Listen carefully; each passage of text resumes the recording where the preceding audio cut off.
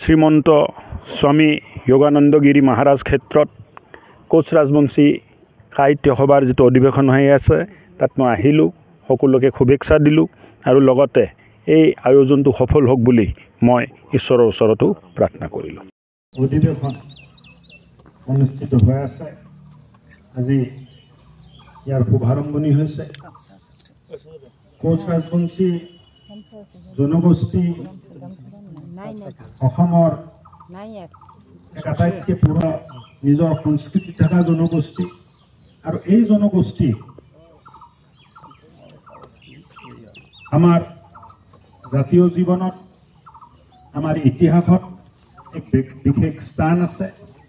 আপোনালোকৰ সংস্কৃতি প্ৰাণৱান হৈ থাকক, সমাজখন জীৱন্ত হৈ থাকক, সংস্কাৰবোৰ নতুন প্ৰজন্মৰ তাত যাওক আৰু সাহিত্য ৰচনাৰ জৰিয়তে আপোনালোকে জাতিটোক আগুৱাই লৈ যাব পাৰিব বুলি মই আশা কৰিছোঁ। লগতে এই জনগোষ্ঠীৰ বিশেষকৈ নামনি অসমত থকা কোচ ৰাজবংশীসকলৰ বিশেষ বিশেষ সমস্যা আছে। এই সমস্যাৰ ওপৰত মাজে সময়ে আমি আলোচনা কৰি থাকোঁ। আনকি কিছুদিন আগতে গম পোৱা গ'ল যে কোচ ৰাজবংশীসকলকো ডিভোটাৰ কৰি ৰখা হৈছে। মুখ্যমন্ত্ৰী ডাঙৰীয়াই যেতিয়া গম পালে, তেখেতে তাৰপিছত হোৱা কেবিনেটতে সিদ্ধান্ত ল'লে যে কোচ ৰাজবংশী ভূমিপুত্ৰ, আৰু ভূমিপুত্ৰ কেনেকৈ ডিভোটাৰ হয়। প্ৰায় 26,000 ডিভোটাৰ কোচ ৰাজবংশী মানুহ হৈ আছিলে। একেদিনাই কেবিনেটে সিদ্ধান্ত লৈ আপোনালোকক ইয়াৰ পৰা মুক্তি। আপোনালোকৰ বিশেষ বিশেষ সমস্যা আছে, আমাৰ দৃষ্টিগোচৰ হৈ আছে।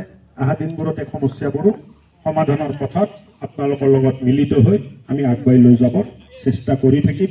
আপোনালোকেও আশীৰ্বাদ কৰিব, মুখ্যমন্ত্ৰী ডাঙৰীয়াকো আশীৰ্বাদ কৰিব, আমাকো আশীৰ্বাদ কৰিব, ৰূপকো আশীৰ্বাদ কৰিব যে আমি আপোনালোকৰ হৈ সদায় মাত মাতি থাকোঁ আৰু কাম কৰি থাকোঁ। সকলোকে মোৰ শ্ৰদ্ধা ভক্তি জনাইছোঁ, জ্যেষ্ঠসকলক প্ৰণাম জনাইছোঁ। এইখিনিতে নিজৰ বক্তব্য